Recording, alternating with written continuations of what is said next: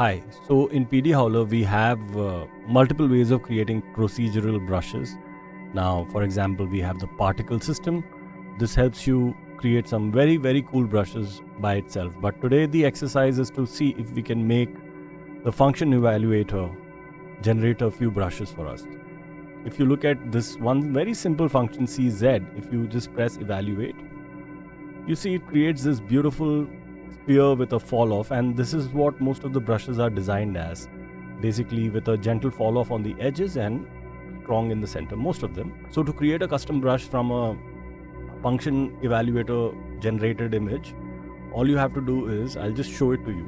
We have this code and we copied the code and we will paste it in the function evaluator and then hit evaluate. So if you see, this generated this cool pattern of chip metal. All we have to do is we go to the brush selector tool and create a selection like so. Then we go to the brush, we go to transparency and say key to luminance. Now the same thing is part of your brush.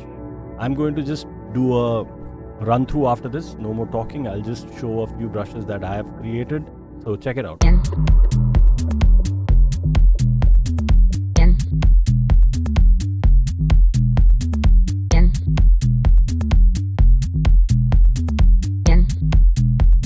Now, ladies and gentlemen,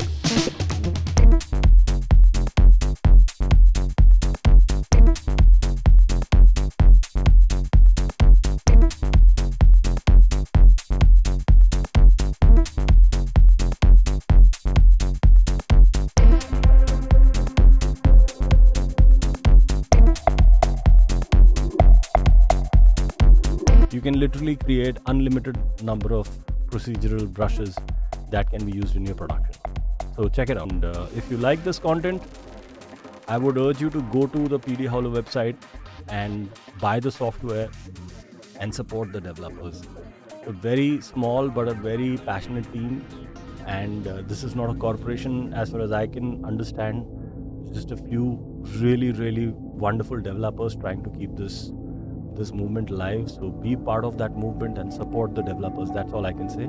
I don't want you to like, share or subscribe my videos, but I would love it if you can go and check out PD Howler's website. And if you like it, I would urge you to go and buy it. Until next time.